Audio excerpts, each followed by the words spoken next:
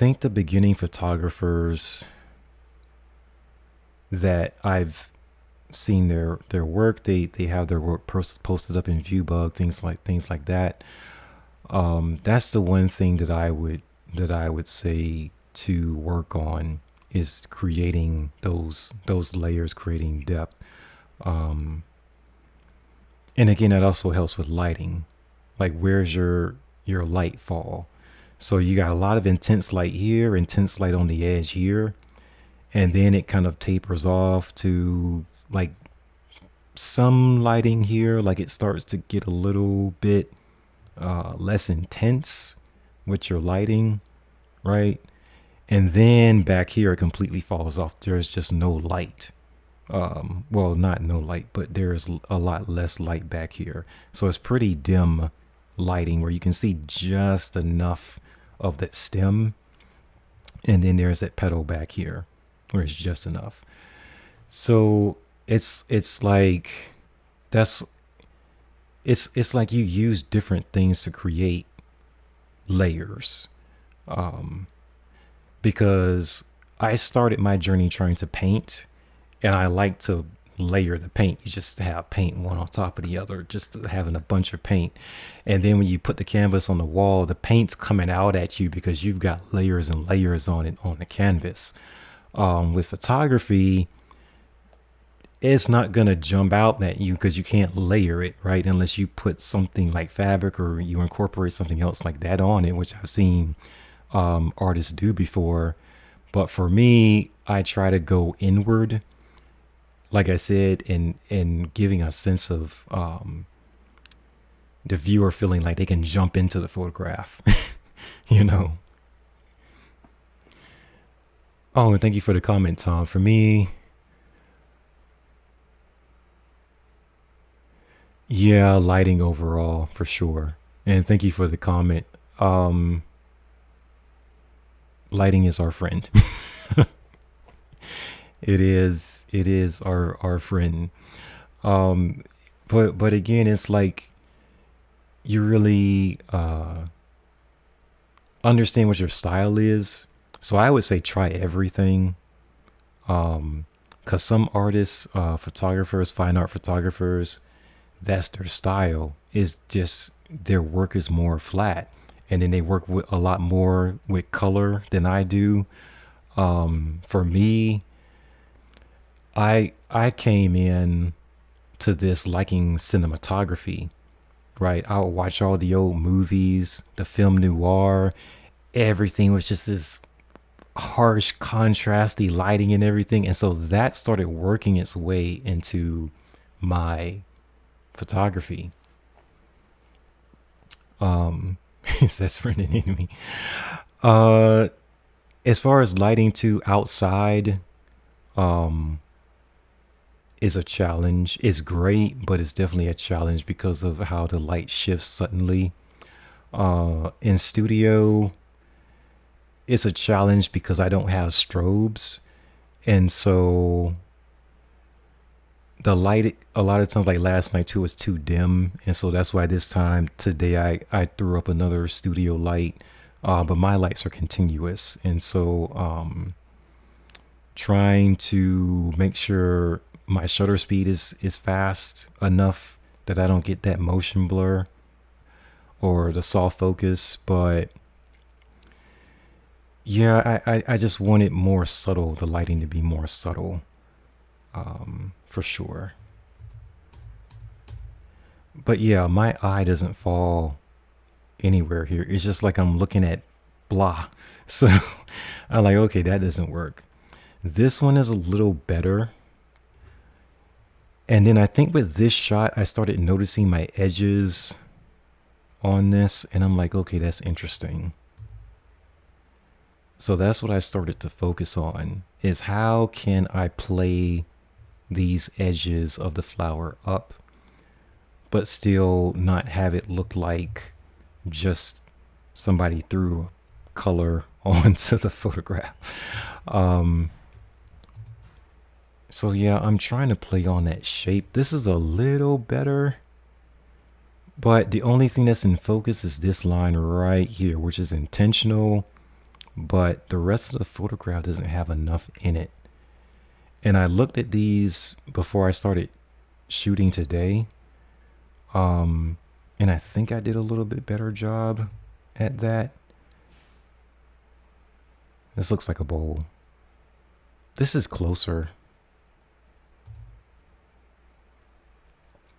But at this point, my initial concept that I have, that I had coming into this week, I finished capturing those. Now it's more like, let me see what happens if I do this, do that, do this, do that. So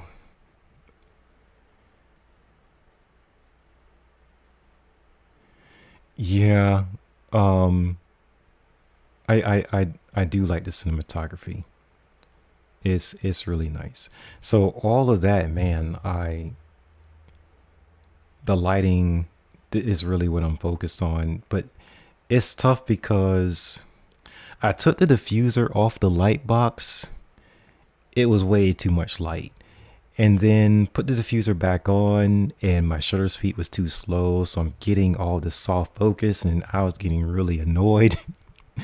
But I didn't want to kick up my ISO because I think I was at 400 at this point. Yeah, my ISO was already up at 400, which I don't want to get that high. Because ISO 400 above, you're going to have a bunch of film grain. You get more color aberrations. So I'm trying to stay away from that. But my continuous bulbs are only 40 watts, which I do like. But in certain situations, it can just make it difficult for me to handheld the camera or hold the camera with my hand off the tripod and get enough light in the shot, especially shooting macro. So actually today I had more patience with it, but yesterday I was just getting I was getting frustrated with it. That's a little bit off. I think out of them, I like this, but the focal point's not there. It's round about here. I think it should probably be on this very edge. Yeah, so I gotta move that. Cause see, focal point here and here on that plane, that's where it is. So everything in front and behind is out of focus. So I gotta move it up probably like a half an inch, if that, so that I catch this edge right here. And I think the lighting is gonna hit this really nice. Yeah, there it is. But see, I moved too much. Yeah, so I adjusted my focus manually, but then I moved my composition over to the right. So now compositionally it's off, but this focal point's better.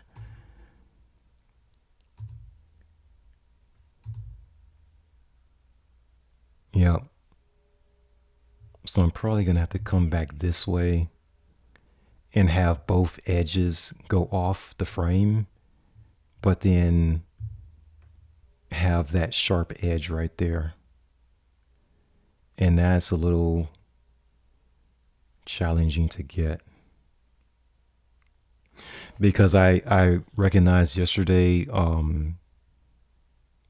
sometimes I had to use a 2 second timer because me clicking the shutter, I would move the focal point, and that's how shallow the depth of field is. So I'm working within the depth of field is like that wide as far as depth, which is not a lot of space. So it can be just it can be off by just a bit, and it just throws everything off. Um, which is why I love macro photography, how I shoot it, and then why it just gets under my skin. Um, but I think this one's okay. But again, it doesn't fall on that grid line for the third. So it looks like it's over to the left a bit too much. But this is where my eye goes first. I don't mind how you got the gradations over here. I'm probably gonna have to put another light over here on this side because this looks very gray. Or let me see where my aperture was. At a 5.6. Yeah, I can't open it up anymore. For sure, I can't do that. Okay.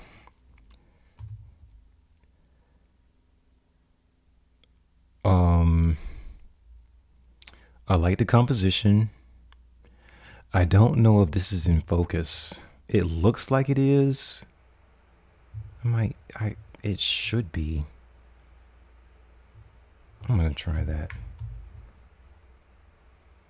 I like the swirl. That right there is really nice. I think darken this area here, but these little parts where it's highlighted, I really have to play that up. And hopefully it's not too grainy in here. Because when it's that dark and I've got my ISO at 400, you kick the brightness up too much or the exposure up too much, it's going to get really grainy. So I think tomorrow I'm going to try to probably put 2 lights on this and try this shot again. And then at least get my ISO down to 200, if not 150, to take away the chance of having that color aberration and that grain start to show. Because once you get that grain in there, man, it's hard to get it out. You can go noise reduction, but sometimes it looks unnatural. What was I doing here? I was just trying something. I like it.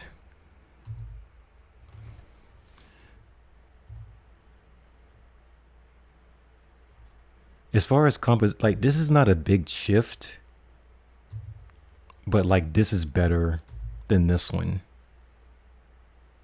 So that intersection I was talking about before, it should be right in here, which means that when I go here, that puts it at that third intersection, the rule of thirds intersection.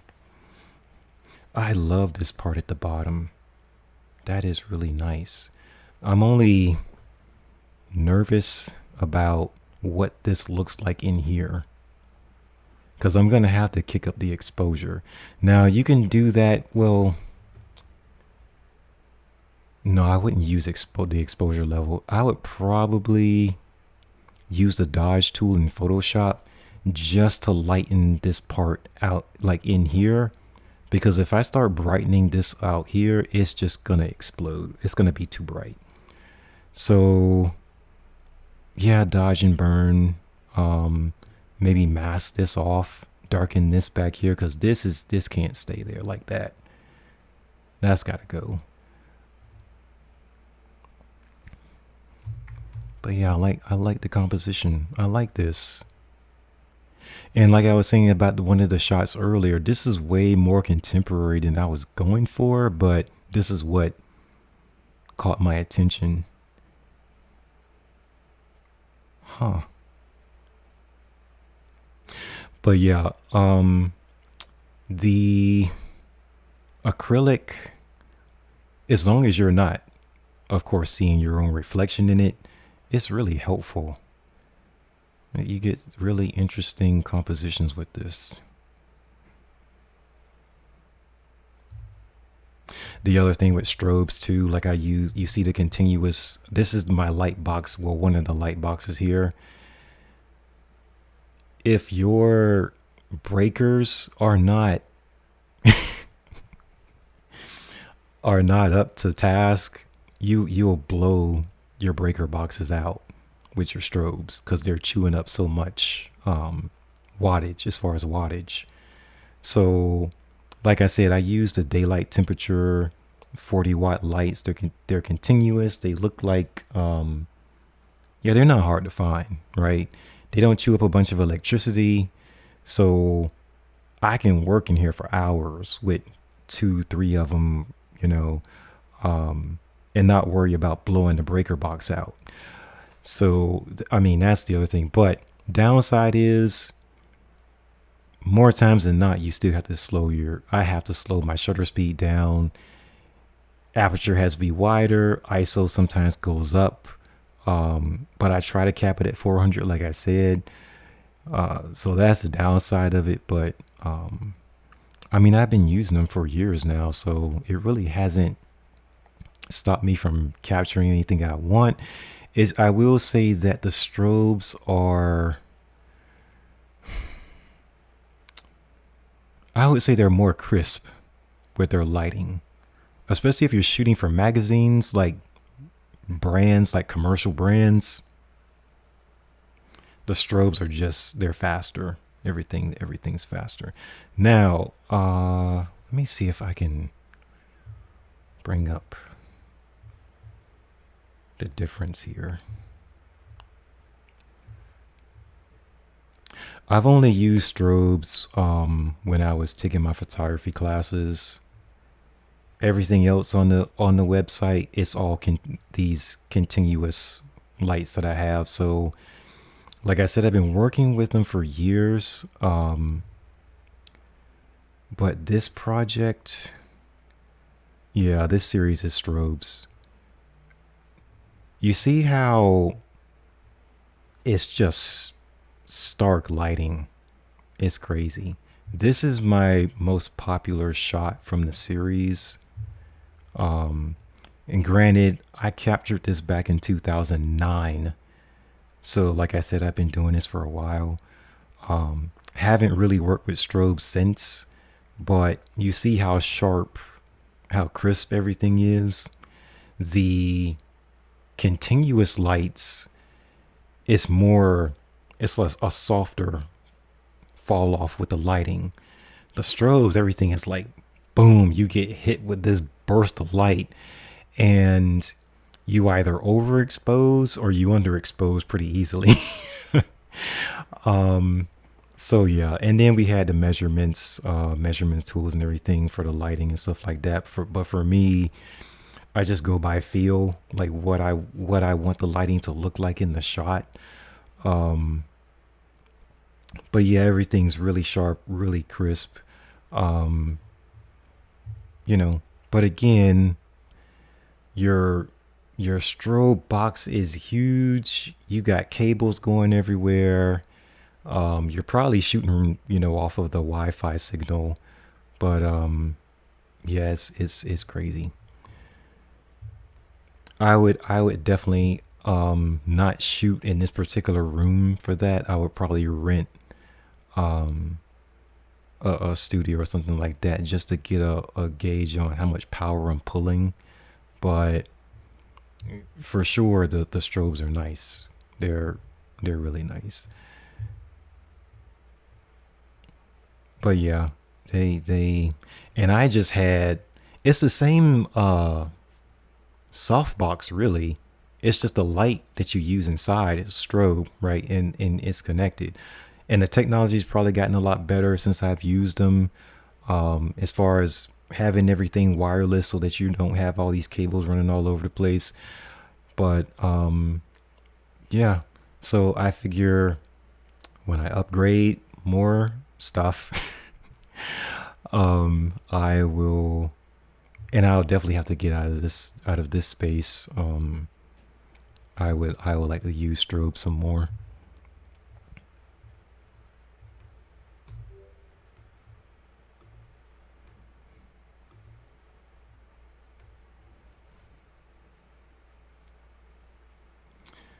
Yeah, this is way too plain. It's like I need something that's gonna, it's I would say personify an emotion. Get something out of the viewer. Like when you look at something, it's like, oh wow. You know what I mean? Something that really makes me get up out of my seat and say, oh, I want to see that, you know? So again, lighting is really good for that, and the continuous lights are fine. It's just that you have to understand what lighting makes the subject look great, and then what lighting looks more flat, right? Because it's just flat. The highlights are not jumping. The shadows are kind of, and then everything's just mid-tone. So you really don't have a lot of depth. Now, even with something this flat, you can create depth. But if everything's on the same plane, as far as your highlights, your shadows, your midtones, then everything's going to look like it's in midtones, and it looks blah to me, right? We want drama. That's what we want, drama. So for example, it's like there's a difference between this that looks flat and this in here.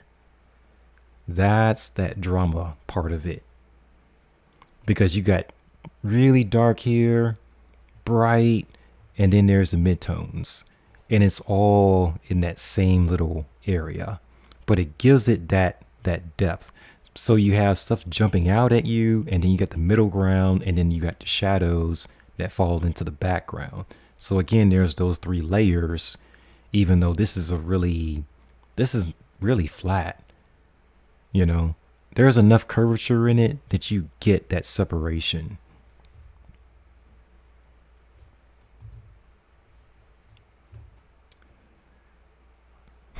I see where I was going with this. Execution, not that. I'm trying to figure out how I can do this though, because yes, I want the lines cutting through, right?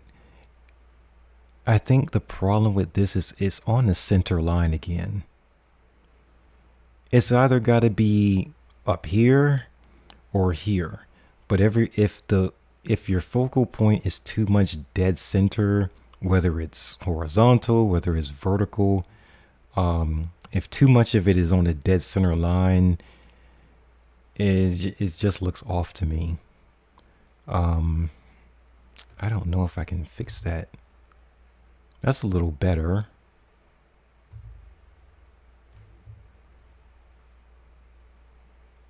Okay, so you see how this is pretty much on the center, but it's like you don't just look at the dead center line. You have enough coming into it, and it's on a slant. It's on a diagonal. So it doesn't look just like a straight line sitting there in the middle of the photograph. So I was like, okay, that's better. Now, is it great? I don't know if I can tweak this. Well, my initial instinct, kick up the highlights, which isn't going to kick up all the brightness, but this is going to come out. This line is probably going to come up. I would deepen the shadows because in here it's kind of a off black, like a gray, muddy type thing. I would probably play around with the color temperature. See if I can kind of get rid of that. Yeah, but it's like a mucky gray, which we're definitely not going to go for. That's closer. No, that's off. Now see, and I only moved the camera a little bit. That's better. This is an absolute and I only moved the camera that much. Because now what I'm looking at is that dead center line in the middle of the photograph, and it's like I don't like that at all. What about this one? That one's better. This line is still too centered. I love the background, this part back here, but where this falls and how the angle, gosh, now I'm thinking that I'm gonna have to bend this more this way. like this line has to come up here, but then I'm afraid that I'm going to be on the center line too much. There's got to be a middle ground that I can find. I like the background though. So I see what I'm trying to capture, but it's like, okay, what can I tweak on this to make this better? Because it's not quite there yet. All right, that's too dark.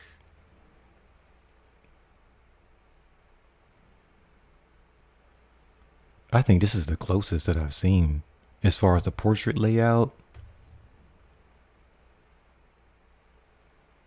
Because see how far off this is on the center? And then it just goes to black up there. That really helps that just negative space. You still get a little bit of this and then a little bit of that background, even though it's dim. That's an easy kick up of the highlights right there. Now if you want to, like, if you use, let me go ahead and try this. There's different ways that you can do this, right? So for me, I like Camera Raw. I know a lot of photographers like Lightroom, but I just don't. I'm not crazy about Lightroom at all. I just use Lightroom if I'm stuck because there are so many presets in Lightroom. I can sit there for hours going through presets, but the presets give me ideas that I'm just not getting. And so I'm like, okay, I have the good composition. There's something here, but I don't know how to get it out of the photograph. So I would go to Lightroom and just start going through preset after preset after preset, save your favorites, try it on there, and you'll end up with something. Then I would take it out of Lightroom, bring it back into Photoshop Camera Raw, and really start tweaking the preset so that it doesn't look like I just copy pasted a preset onto my work. I don't like doing that.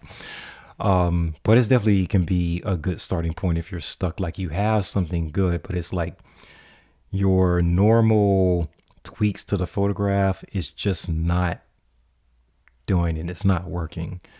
Not working. So I would use Lightroom for that. Other than that, even for organizing my photography, I don't like using Lightroom because you really have to be, your folders have to be connected to Lightroom for everything to open correctly, all the files to open correctly. And I change names, I move stuff, and then if you move stuff, it breaks the link to Lightroom, and then you got to relink everything, and it's just, I don't want to go through that. So anyway, Camera Raw, I do all my basic stuff here as far as editing, and gosh, if I need to do something like radical, or if I want to dodge and burn instead, then of course I take it into Photoshop. The healing tool, Camera Raw does have the spot healing tool here. It doesn't work as good as it does in Photoshop, but if you just have spots on your camera sensor, dust particles on your camera sensor, whatever, this will be fine for that.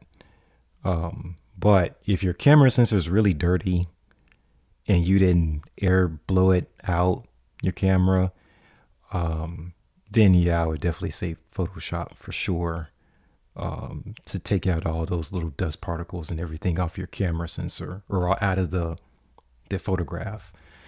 But the main difference is, for example, it's too dim, right? These adjustments, like exposure, they brighten everything or they darken everything. They just blanket change to everything, right? It doesn't do it to a certain spot, right? The exposure doesn't. Now, they do break it into parts, like this is just for your highlights, and that's all it affects is your highlights for the most part. And that gradually changes your midtones, has some effect on your shadows, but it doesn't look like you just kicked up the brightness and everything got brighter, right? So I would try that out first. Now for me, If it's underexposed, the first thing I do is I mess with the whites and see what that does. And there's your whites, which they do bring in your highlights for the most part. But your highlights are on a different channel. So there's that. Of course, your blacks. And that's gray. We don't want to do that. Your shadows, which are really the same thing, but you notice when I come down with the shadows, it doesn't give you that really deep black color all over, right? It just goes to the shadows in the image and it changes those. So there's that. I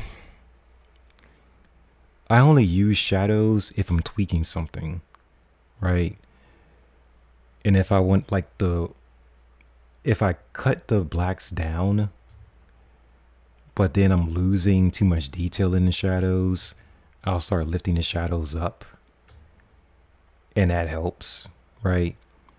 Because again, I go from extreme black somewhere in the image to extreme white, which is in the highlights.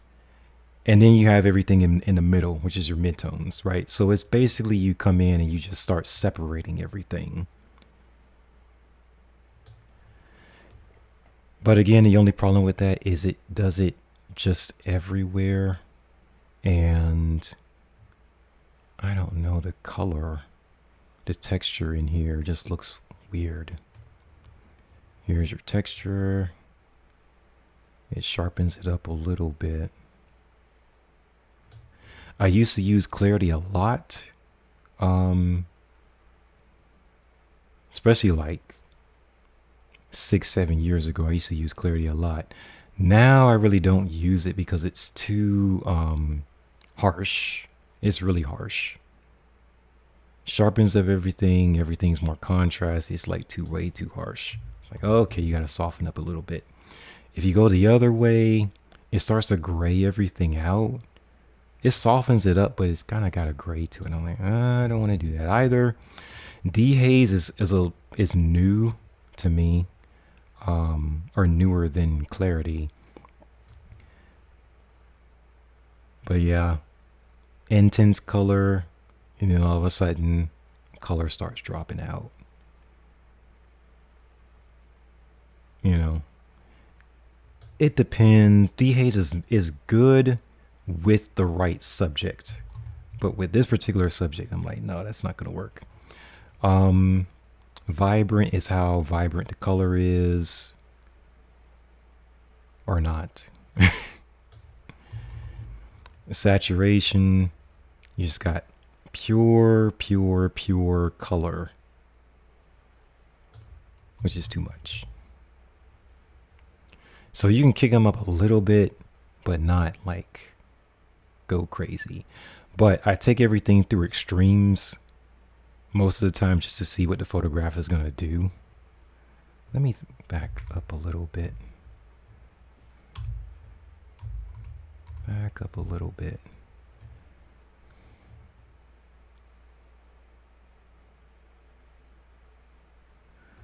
I'm wondering now.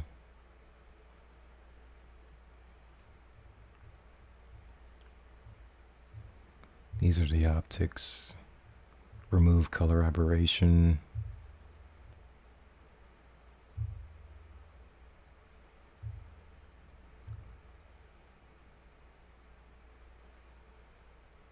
I don't know about this one. This one's weird. There's your grain. Calibration, I haven't learned this part of it yet. Same thing with the color mixer. But this is hue, saturation, luminosity, which I don't mess with too much.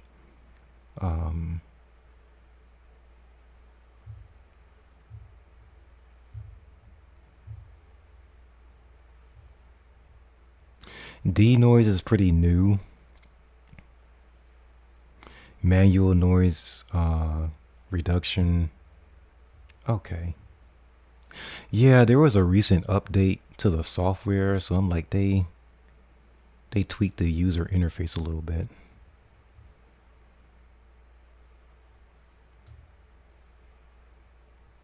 Okay.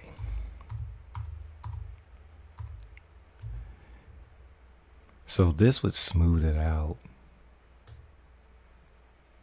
Yeah. So instead of it being so grainy, it smooths it out some. Oh, I had to think about this one. But point being, with dodging and burning, your dodge is for your highlights, your burn is for your shadows. But dodging, I would just brush the highlight on here, probably here, and just brush that up there. Maybe bring this out a little bit, but you can increase the highlights or the shadows or bring out the midtones in spots. Like, you just pick where you want those changes to be.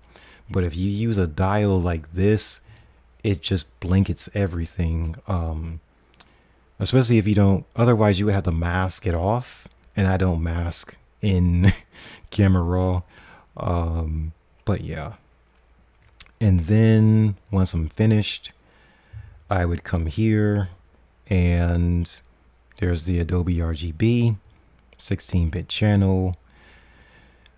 As long as it's in Camera Raw, you don't have to enlarge the file in Photoshop. You just resize to fit. You can kick this up to, for me, I could get all the way up to 60 inches on the longest side. So it's like a 40 by 60 print, which is ridiculously large. But if you want to keep it at the native size, then for my camera, it's basically a 12 by 18 print at the native size.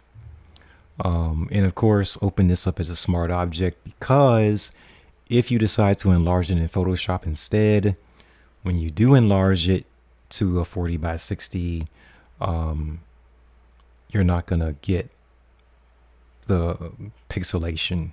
It's going to get pixelated like crazy if you don't. So yeah, it's going to keep the raw file information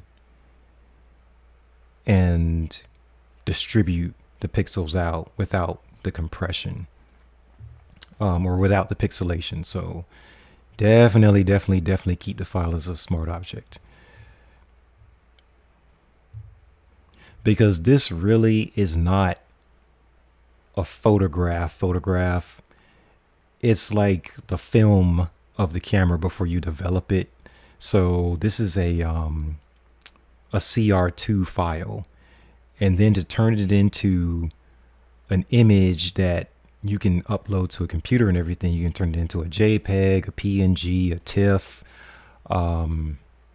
You got several different options. I think it's like JPEG 2000 if that's still around. But for printing, TIFFs are good. JPEGs are also useful. PNGs, I don't think they have a compression, but sometimes I notice a color shift with the PNG files. So you have to be careful with that.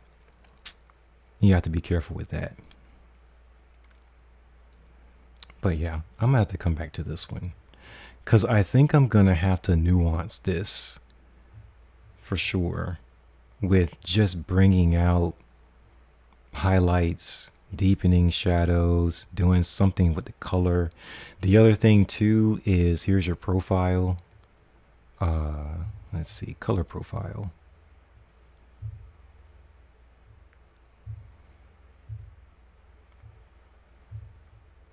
Standard, vivid.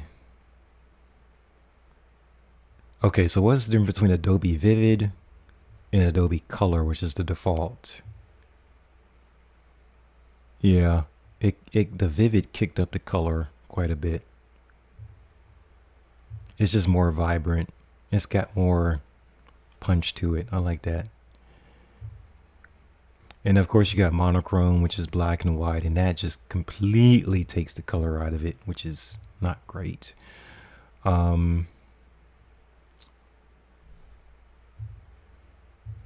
Now this, I believe, is the presets.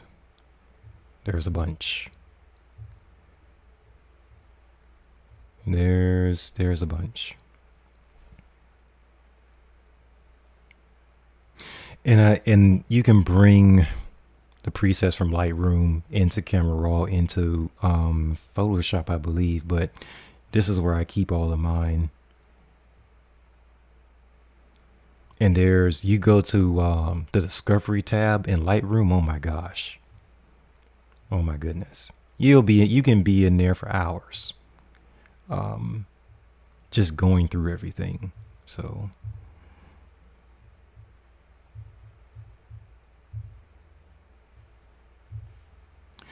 but yeah, this initial step uh is looking at compositions and looking at what I I think would be worth my time of editing it, because you always want to not spend 7, 8 hours at the computer editing a whole bunch of photos. I got burned out from it. So, especially if you want to make photography your career, I'm just like, cut down the editing as much as possible and how much you're just staring at the computer screen going through all this stuff. And because it's digital for me, there's so many different ways that you can edit, and then you can get into compositing and all this other type stuff. It's crazy. So yeah, I definitely cut that down. Now, once I get my batch of photographs that I think have, potential, spend as much time on it as you want to, right? But I'm just saying, like, overall, if you download your files, you got 5, 6, 700 photographs. Don't go through, cut it down, keep trimming it down, trim it down, trim it down, trim it down until you get your handful that are really good. And yeah, they that definitely works for sure. That definitely works for sure. Man, these are close. Cause again, I like the edge. I like what I'm trying to do, but like the composition is off. This feels like this faded background, blurry. It feels like it's supposed to be over here instead of here. So I do like this. There's my focal point right here, which probably looks a little like it's a little bit tough to see because the shadow falls on it. But I'm probably like this. I would put a line right here and cut everything off going that way. So all this going that way, definitely crop that off. So turn it into a box, 40 by 40 even box, and that might work. The only thing I'm a little nervous about is losing this part because I like this part over here too. I don't know, so I might have to redo it. I'm wondering if I change the angle, right? So that this comes over here and then I see this comes that way.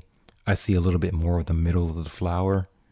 I don't know if that's going to work or have the same feel to it, but that's worth a shot.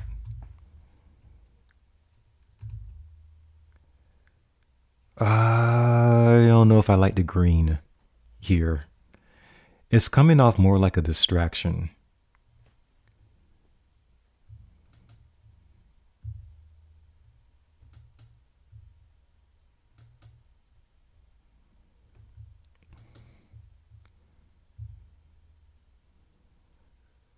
I'm wondering what the center of this flower looks like. I can just do a blanket brighten. No, that's on point. It's on point. But again, because it's so dark, look at all this right here. This is all noise. There's a little dot on my sensor. But if you go to the Band-Aid, here's a little Band-Aid tool. Bring this down, I don't need it that big. And you just click And it's gone. There's a little dot here too. That's gone. That's not bad. So my camera sensor is not that dirty. That's a good thing. So that's good. Now, if your shot is originally that dark, underexposed, and you really want to brighten it like this, goodness, you're gonna have to come to, is it detail? Yes, luminance. You got to kick that bad boy up.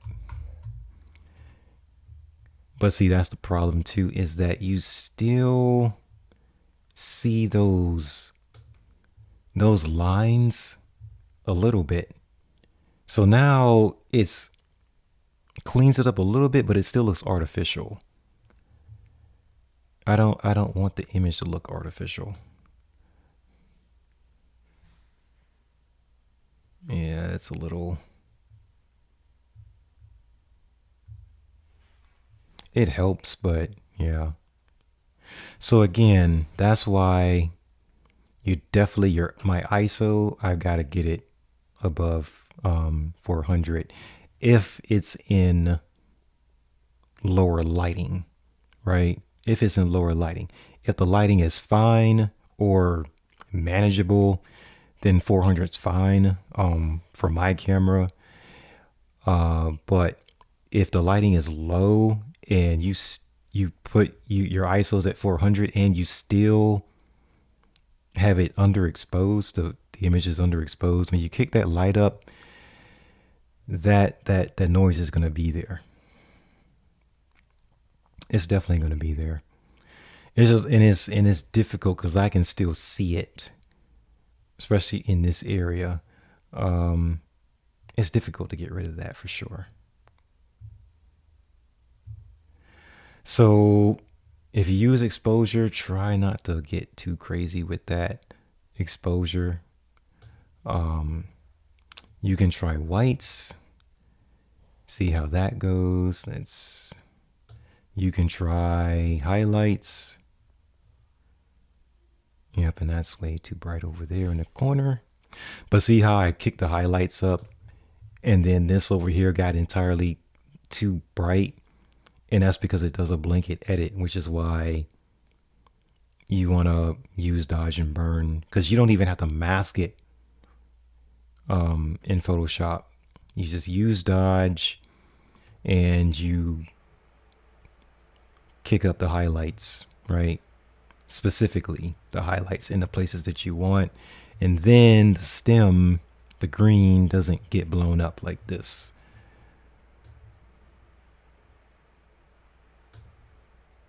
So yeah, I was wondering about that though.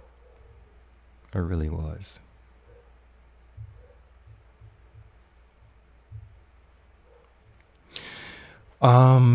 But from this, yeah, I just think the green is, man, I don't know. It looks weird.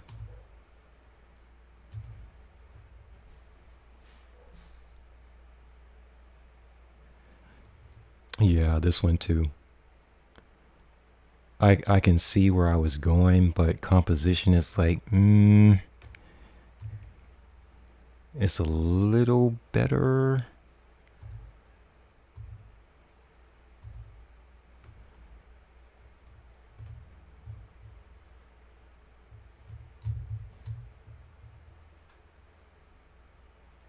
You know what, to be honest, I like the negative space over here. I do. This is too much. So now, because there's no negative space, the image overall looks a little flat, like there's not enough depth. Because this looks like the midground, and then the background, there's no foreground. So for me, this like fades a little bit into the back. This comes out, middle ground, and then this is almost a background, even though it's in the front. I like that part about it. That's interesting. I like that one.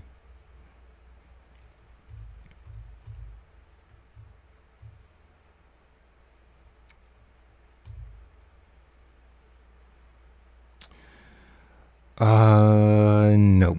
Mm-mm. Because again, like, where does your eye fall?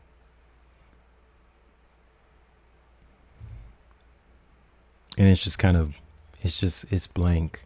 So basically, if you were to keep this or an image like this, you would have to create your layers. What's the foreground? What jumps out at me first? What's the middle ground? What's the background? Right? Um, and I guess, the black is the background. Your foreground, middle ground, what is that going to be? What do you want coming out at you first? Because this is nearest to the lens, but it's out of focus. This is in the middle ground, but it's kind of, it's kind of bland.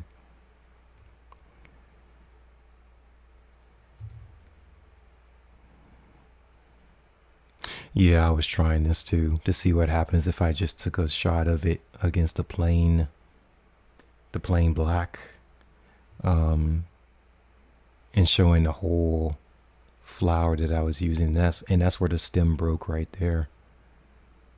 So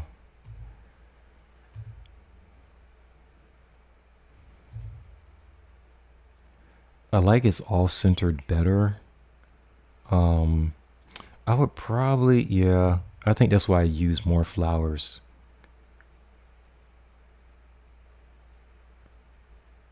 And this is actually okay. This one, no, because this is distracting to me for this. And again, sometimes it works, and then sometimes it's like, no, it's throwing me off. Um, Focus is better because I can clearly see where this is. That green, oh my gosh, it's loud. It's wants to be seen for sure. Man, that, yeah. It just surprises me that the saturation, the green is really saturated. This, the violet purple is more like a muted, almost pastel as far as saturation. So you go from jumping off the page to low key. It's more low key for this. Huh. Interesting though.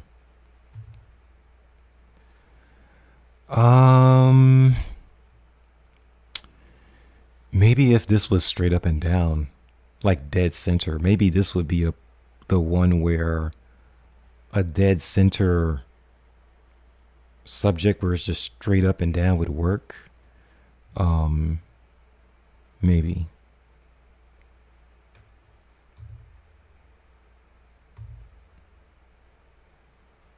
That's not bad. See, now the light breaking in, it's not throwing me off.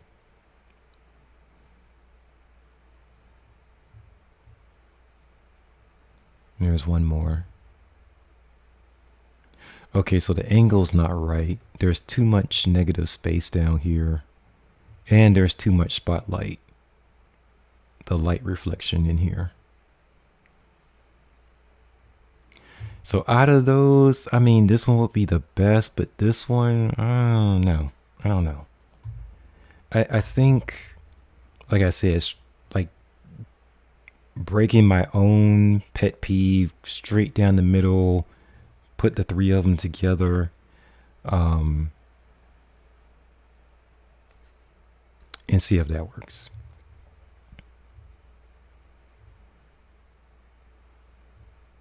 The other one, I think this one, it's on the boring side, but it's like, I really like the clarity of the texture here.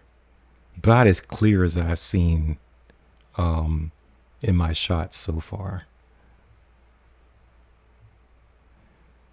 So once I got to here, that idea was done. I was on to the next idea. Now, Again, this is the acrylic panel, the 12 by 12 inch.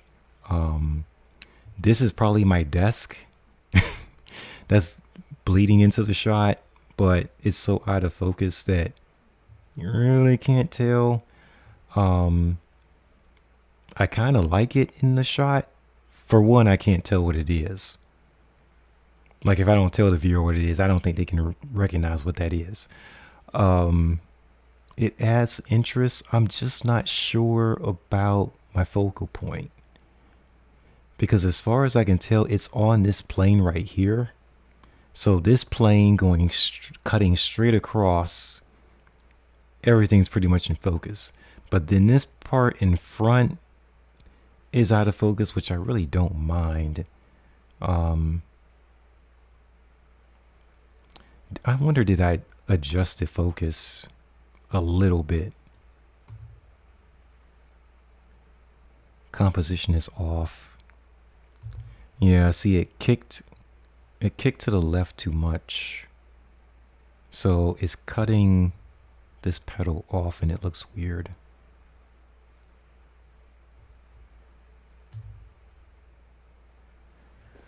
Oh man, this is close. Too high, but not by that much. It's top heavy for sure, but a little a little bit lower. Like this part maybe here, but again, I was trying to get the reflection. Maybe if I can angle the camera up a little bit more, right? That would make this pedal drop a little bit and I wouldn't lose the reflection here. I thought I would be able to get more color in that, but in the reflection itself, but you just see, the outline of it. That's not bad. That's not bad.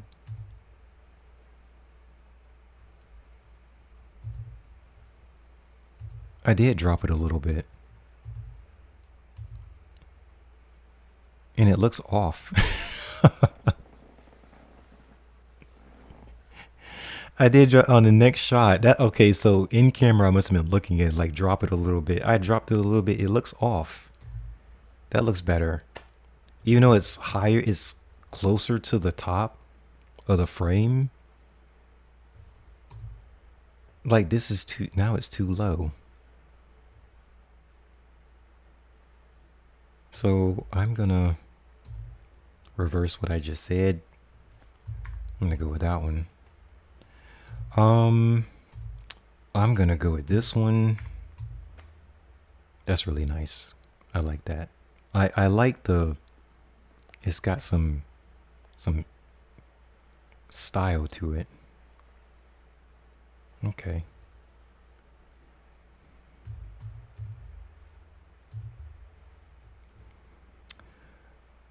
Okay, what happened with this one? Oh, this is what I was saying earlier. Okay, so when the camera is at a funny angle, not like perfectly landscape or portrait as far as layout, then the camera is going to decide what it wants to do with it. So the layout can be either but I'm looking at like that's too plain. Um Plain, I mean, it looks normal. It looks normal. Composition's off. Yeah, it's heavy on that side.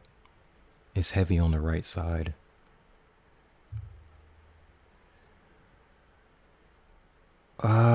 It's a little odd, which I don't know if I like this or I don't know. And then this is the how it showed up originally. One of these, either this one or this one, as far as how it should be. Because I think the composition could work there or there. But either way, it kind of like not so much this layout, but it feels like you're falling. And again, it feels like the flowers can fall out out of the frame, like coming at the viewer. So that's why this one interests me, right? And then we have our spotlight friend reflecting up here. It doesn't bother me in this shot. It doesn't. I think if I take it out, which I can take it out, I think it might make it look boring. I don't know. I don't know. I can try it both ways though. This is the end of part 3 of 4. Thank you for tuning in.